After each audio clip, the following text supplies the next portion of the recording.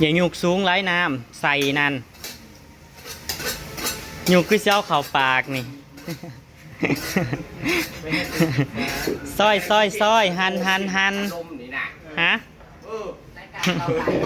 รายการต่อไปบ่ได้ให้กินแต่ข้าวปุ้นเด้อสบายดีเด้อพี่น้องปองไปเบิดสุขสุขคนพี่น้องมาผู้ใดอยากผู้ใดบ่เคยกินมาเด้อผู้ใดบ่เคยกินมาเด้อผู้ใดอยากก็มาตามมาบ้านคึมสว่างบ้านเจซีเด้อ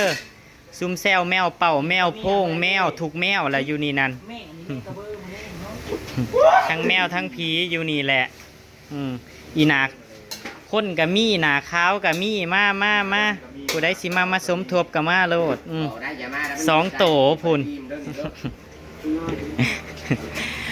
ลมเป็ด2 โตเด้อสู่พี่เปิ้นกินพี่น้องแล้วกับเพื่อนเนาะที่มาตอนหลับ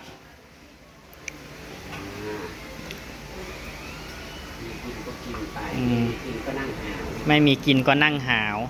มีกินก็กิน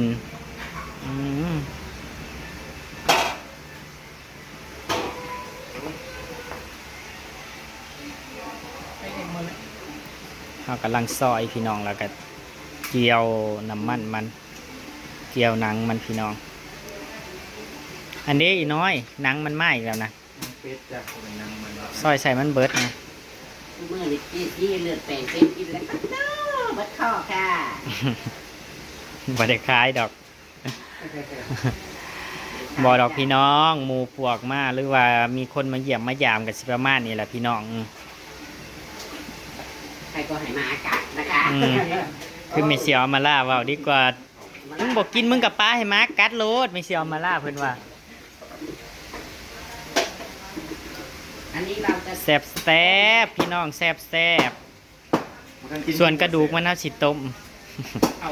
กระดูกมันเท่าสิต้มยำต้มแซ่บ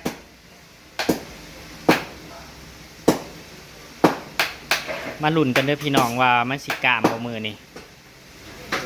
เซฟเก่าเซฟเดิมนั่นแหละเพิ่มเติมกับมันสิกล้ามบ่พี่น้องเพิ่มเติมกับแซ่บคือเก่าเฮ็ดยามใดกับแซ่บคือเก่าบอกก้านคนจะเอาน้ำมาทาแล้วใส่เลยบ่าววงเพิ่นกับมาพี่น้องมาตะบานแกงโดนเด้อเพิ่นสิมานอนนี่บูบ่ฮู้หรือว่าสิไปนอนน้ำเมเซียวตุยบูบ่ฮู้มื้ออื่นเช้าเมเซียวตุยพามื้ออื่นเช้าเฮาสิไปแตกสวดอยู่ป่าพี่เพิ่นอยากไปหาเห็ดนำพี่น้องบ่าววงเพิ่นก็อยากหาเห็ดคือกันสงสัยมื้อแรงเพิ่นสิไปนอนบ้านแม่นางตุยไปนอนน้ำผู้สาวมื้อแรงเพิ่นไปนอนน้ำผู้สาวเขาเฮาก็สินึ่งฮ้อนๆพี่น้องเจ้าแห่งตาดีบ่าววงเอ๋ยเอาเบิดแล้วนึงอ่ะนะซอยนะอันนี้ในกระซ้ำนะอันนี้ในกระซ้ำหน่อยมันคืออย่าง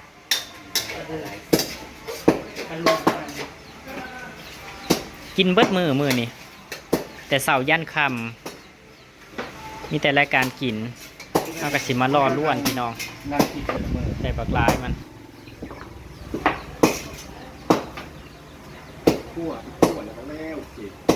ผู้ใดสิมาเยี่ยมผู้ใดสิมายามผู้ใดสิมาเล่นน้ำกับมาเด้อมีเป็ดมีไก่เห็ดสูกินเด้อ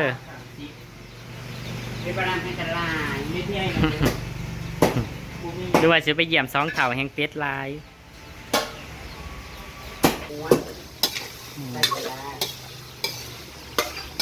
แคบเป็ด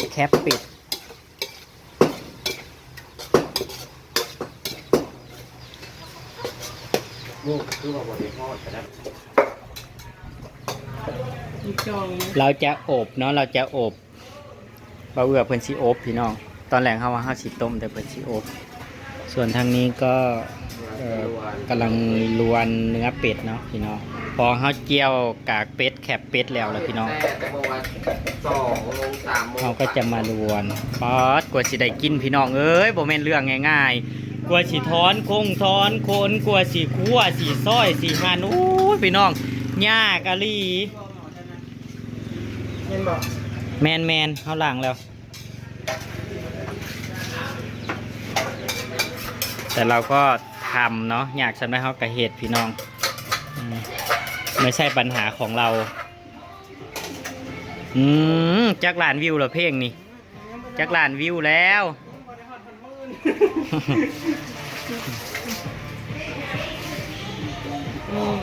โอ้ยแบบแดนเด้อเฮ้ยแบบแดนอุ้ยมวนเด้เต้นด้วยน้อยมึงก็เต้นแน่เฮ้ยท่าเต้นอีกคุ้น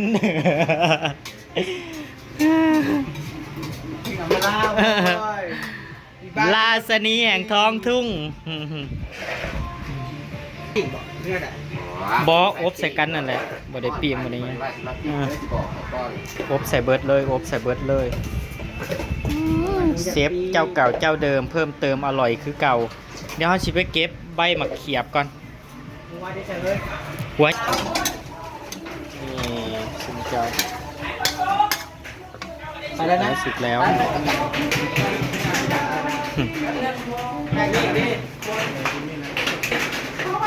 ข้าวน้องอ่ะทีนี้มันไม่ค่อยว้าวอุ้ยทำไมมีหมอก ฝนมาแล้วคือมิดใหญ่แท้พี่น้องเจ้ากระบอกเอากะละมังมาว่างใส่ทำแบบนี้นะทำเพื่ออะไรอ่ะ ติดมันชื้น เดี๋ยวให้มันเข้ากันสบายแต่เท้าแห้งก็ให้ต้องให้ทรายเท้าให้มันทั่วใส่เท้าก่อนมันซื่อซ่าแต่ไม่ขบันมันซื่อซ่ามันชื้นมันเหนียว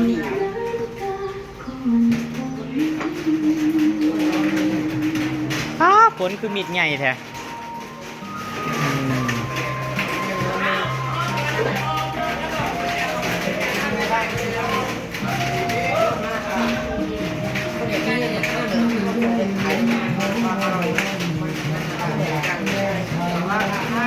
ไม่ขาวเหมือนข้าวอ่ะเดี๋ยววันข้าวเขากินมันก็สุกแบบนั้น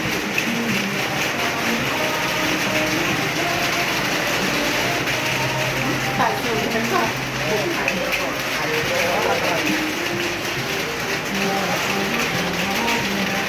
มาพี่น้อง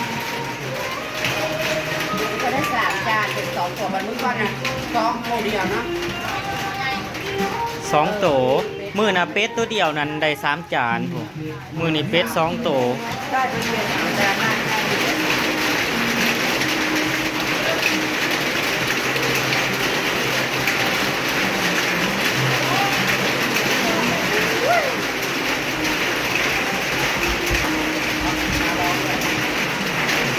ฟ้าร้องด้วยโอ้ยคือแห้งแท้คือมิดใหญ่แท้ละ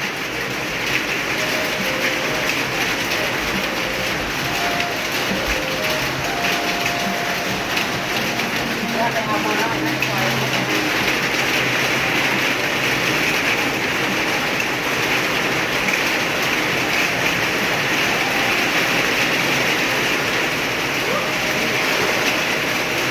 บ่ได้ยินหยังฝนมา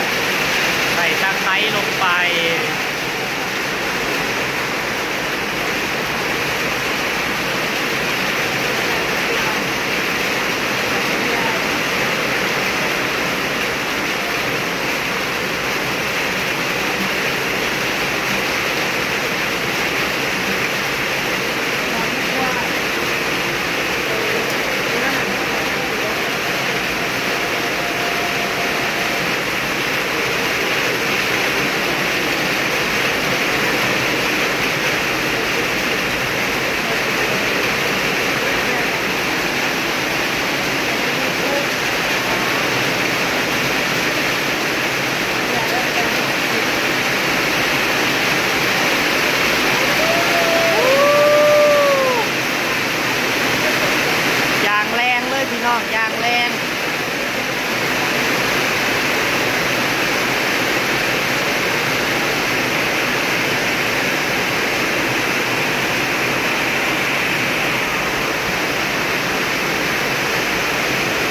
ใส่สะระแหน่ลงไป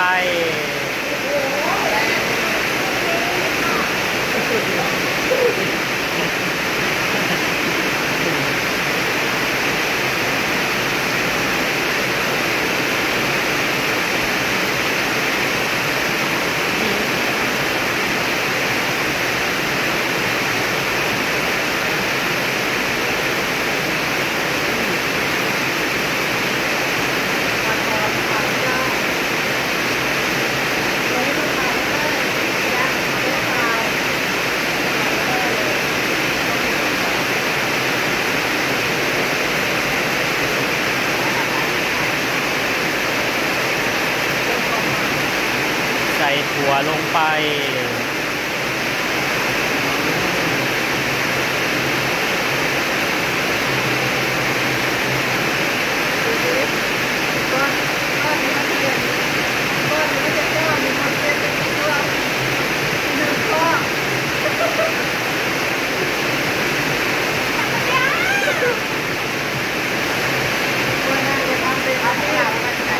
จักโอ้น้ำมันมันแรงเอาไปเป็น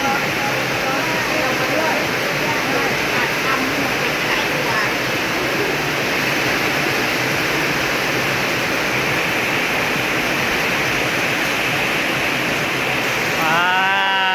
วรอมันกล้ามพี่น้องวันนี้รอมันกล้ามรอให้มันกล้ามเนาะเดี๋ยวเราก็ค่อยมากินกันพี่น้อง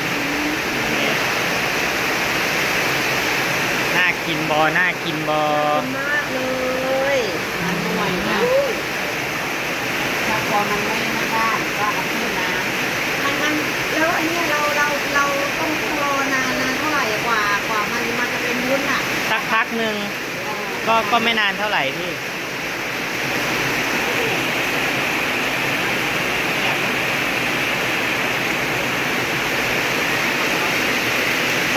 ฝน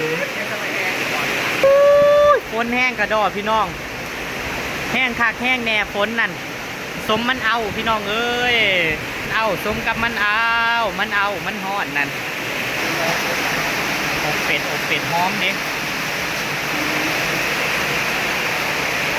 อบเป็ดใส่ใบมะเขียบ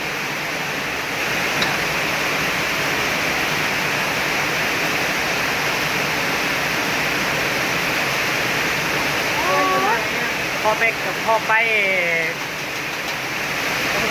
ย่ำตอนย่ำดีเลยนะนี่คนแห้งขนาดนี้นะ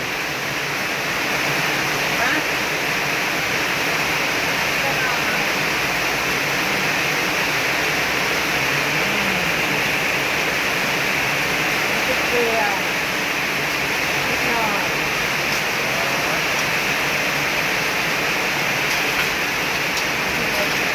หอมแล้วนะ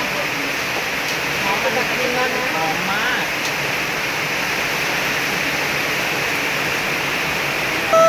แห้งๆพี่น้องเอ้ยมา2-3 ยุกแห้งๆน้ำไหลถีบไหลแดนเลยถ้านุ่นทางที่พี่น้องยากไปใช้มาใช้ยากพี่น้องเอ้ยผุดพี่น้องอบส่วนนั้นนี่สิปิ้งหัวพี่น้องปิ้งหัวเป็ด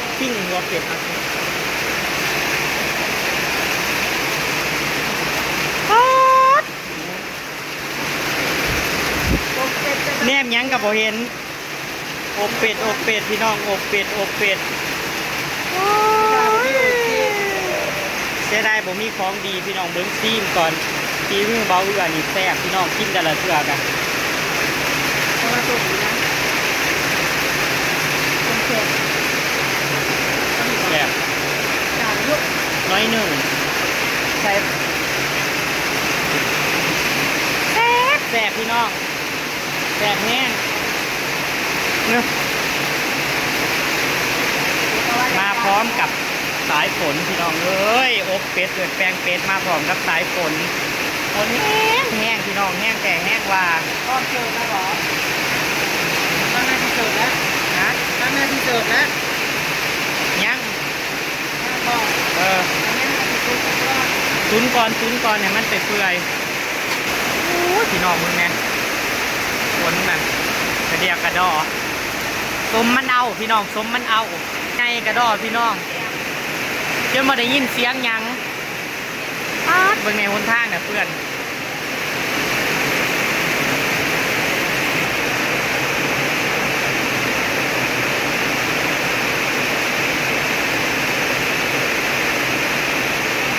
แซ่บ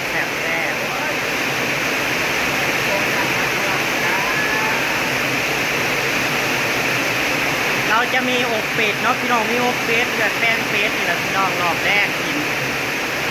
นั่งกินพร้อมกับสายฝนนี่แหละพี่น้องโปรยปลายตกแห้งกระดอกพี่น้องจนบ่ได้ยินเสียงหยังเว้านั่นแห้งกระดอกมีดใหญ่ๆ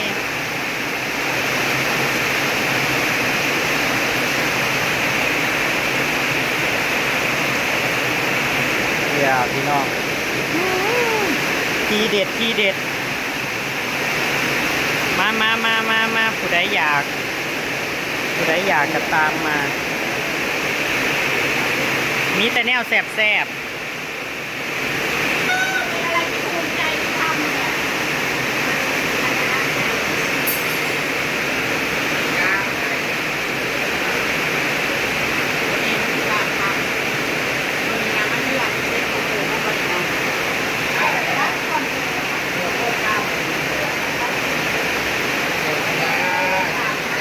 ไป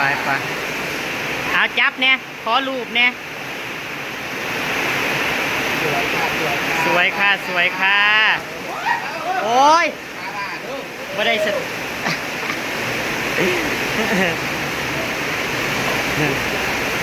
เตรียมตัวเด็กๆเตรียมตัวต่อคิวเรียงคิว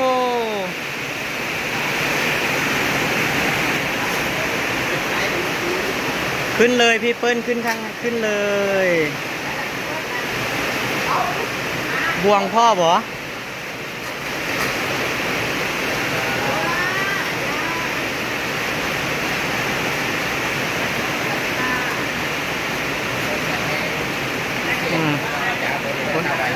ถ้าเราบอกหายใจบึบๆวับๆอยู่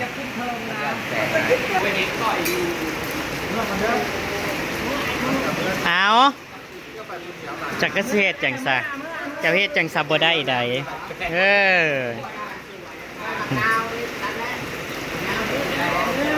ใส่หมักนงหมักนาวมาเบิดแล้ว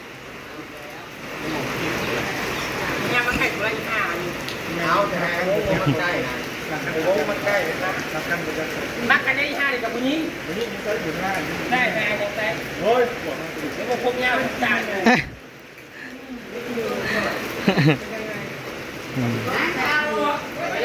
สายละเจี๊ยบอยู่ไหนมีคนหมักลายจากคนสั่งเนาะหมักคนนี้ลายลูกคนนี้ลายแบบพี่น้องเพื่อนสาวก็หมักเป็นจากกินคุยแล้วเข่าห้องน้ำนั่งเข่านะมาเลยประกาศทุกมือนะ ความรักเป็นสิ่งที่สวยงามรักใครชอบใครก็บอกไปเลยรักใครชอบใครก็บอกไปเลยไม่ต้องเก็บไว้มันอึดอัดอย่างเส้นแม่เสี่ยวตุยรักใครกินไอ้ได้ค่อยไอ้ตึงนั่นดิ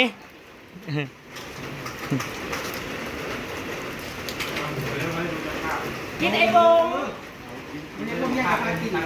กินไอ้วงกินไม่ได้นะบ่จำเอามันที่เบิร์ดบอกเล่าเนาะกีดดิ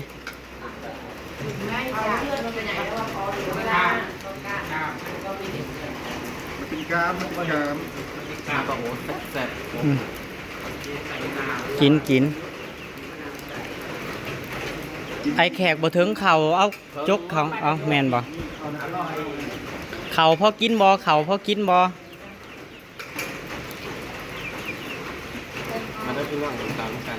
มาเด้อพี่น้องปองปลายมาเด้อเขาปุ่นทาย่างกัดเดี๋ยวสิห่อให้เอ้ยเต่าเอาไปฝากเอ้ยเต่าเล็กน้อยก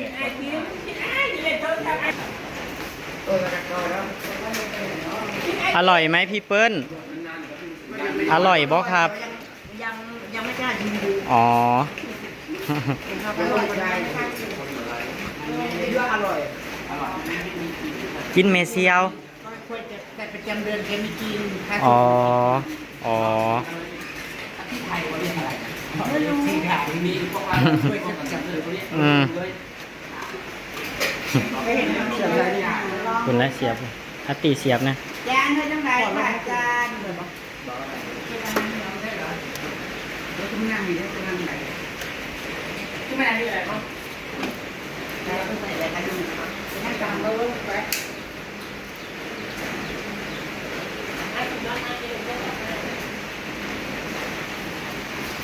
กินให้อิ่มๆเลยทุกคน กินให้อิ่มๆให้แซ่บๆเนาะ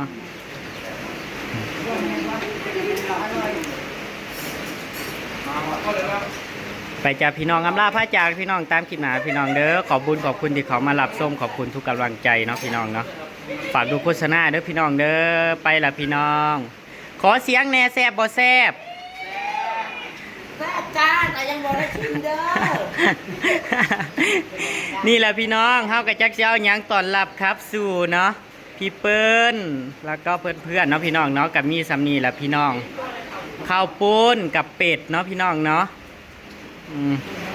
ไปเจอกันมืออื่นพี่น้อง